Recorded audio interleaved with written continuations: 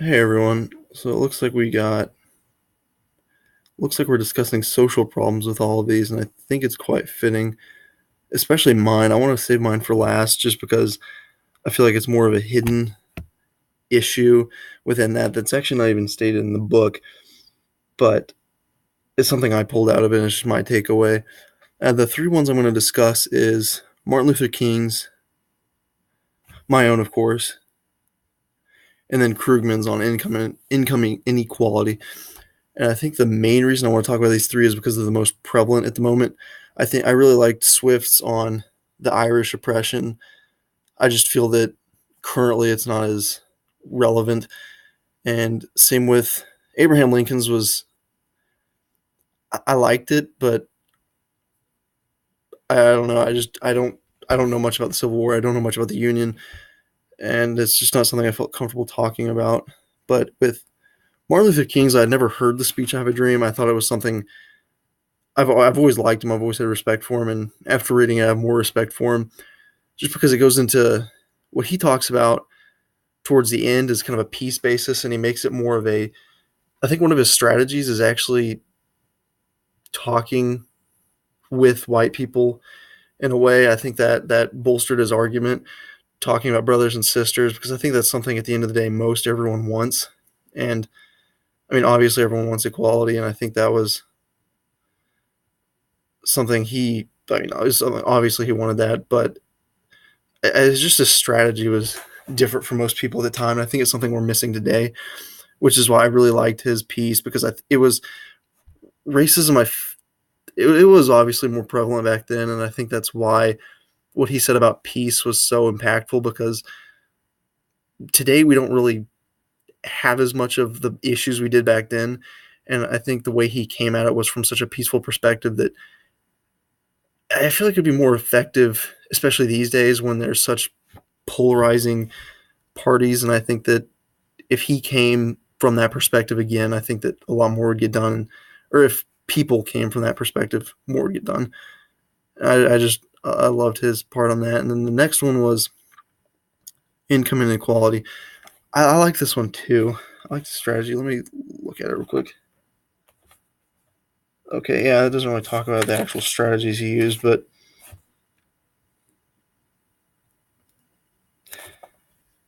yeah, I think though this is the one I disagreed with this one. I agreed with Martin Luther King and I agreed with my own, but I didn't really agree with Krugman on this.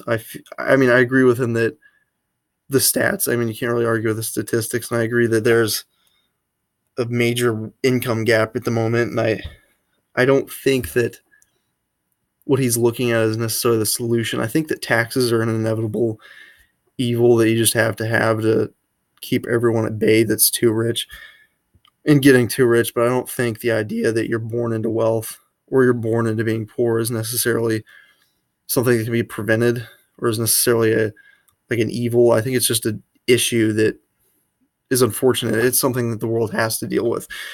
And to I just don't I think that the way he was thinking of it was more that one's person wants to keep another person down, but really I wouldn't think it's that simple. Just the way he phrased it at the end where he's talking about what would you do if you were one of the haves against the have-nots. I don't think his mentality was necessarily the right way to go about that. And I don't know. I just think that it's kind of a mentality thing. I would say that it is harder. It's a lot harder if you're born into a poor area or a poor family to work your way up. But I don't think it stops you. I think a lot of it has to do with how you're raised because a lot of parents that get themselves into these poor situations and can't break out think that their kids can't break out necessarily when I mean they could help them a lot. I think it's kind of a cycle of raising your kid in a certain way because I mean my parents weren't necessarily wealthy when they were younger, but they worked hard and they made a lot of money and I was kind of born into money, so I take it a little bit too for granted to be honest with you. And I see kids that don't have their parents pay for most of their college, and I got most of my college paid for, so I don't really understand. But at the end of the day, I think that I've seen kids work their way out of it. My roommate's actually quite the opposite of me, where he was born into a non-wealthy family with parents who didn't really motivate him, but he's made more something out of himself than I have me. So I see where you can be born into a rich family and not make anything of yourself, and then you can be born into a not so rich family and make something really good of yourself, like my roommate did.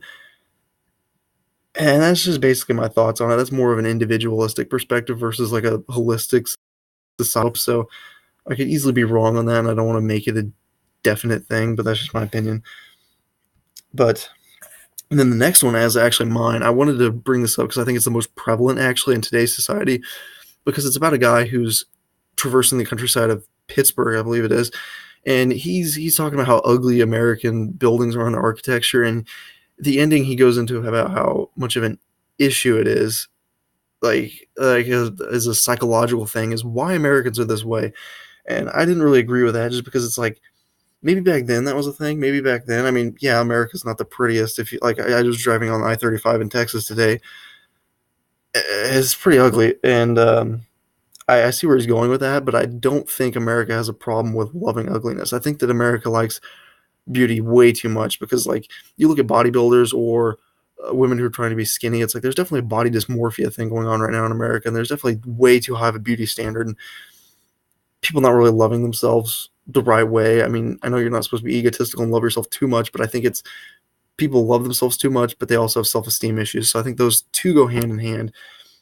And I think that Americans are almost going his way, because he's talking about, I think he's too obsessed with beauty, and I think that it's kind of a good reflection of Americans today. And I think that was kind of the hidden idea in that piece. And I think that these three things are some of the most talked about, or two of them are the most talked about, because we obviously have race issues right now between, it's more of a political party issue at the moment. I definitely see the clash there in modern society, and I also see the income issues, but nobody really wants to talk about the other one, the beauty issues, and I think that's probably the most prevalent at the moment. And I think it's really hidden in society, and I think it's fitting that the story actually kind of hides it, in my opinion. So that's pretty much all I got on these three pieces. I think they were the most important, in my opinion, to read and discuss and dissect. I really look forward to seeing all y'all's. Bye.